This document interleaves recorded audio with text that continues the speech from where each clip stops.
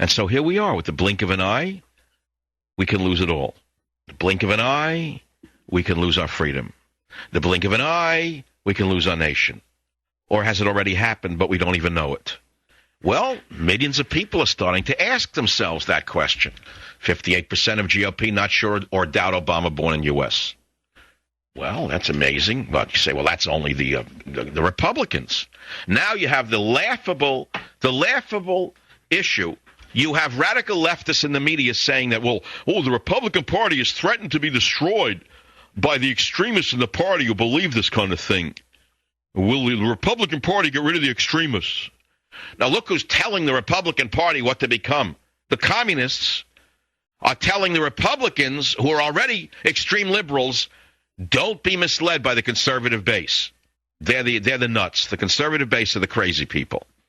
When in fact the communists have taken over every avenue of the media, with very rare exception. I use the term very, very specifically, because if it talks like a communist, if it walks like a communist, if it believes in state power, if it believes only in state power, if it doesn't believe in freedom, if it doesn't believe in individual liberty, then it's a communist.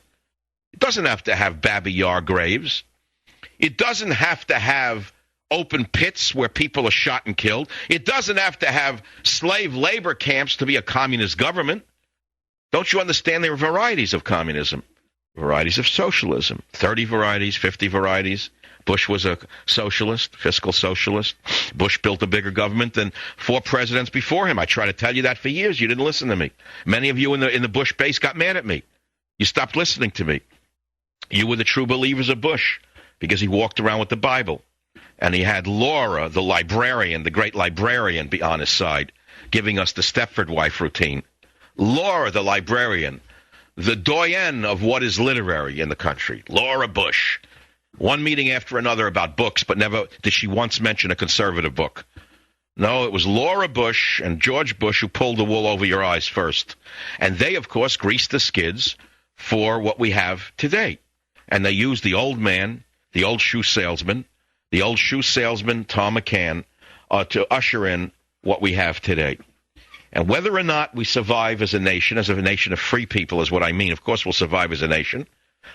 Is really questionable right now. Very questionable how much longer we will have freedom to begin with. Freedom of speech. My freedom of speech was curtailed by Obama's friends in the socialist labor government of Gordon Brown. Whose speech will be curtailed next? Is it yours? Couldn't be you. You're not in talk radio. Or could it be you? Will it be the internet tomorrow that criticizes Obama when the polls are not favorable? I don't know. We don't know what the Joker might do tomorrow. We have no idea what the Joker and his Wall Street gang are liable to do next. We do know this. There's always going to be a tomorrow and a tomorrow and a tomorrow. And with God's will and your listenership, I will be here for you. Savage.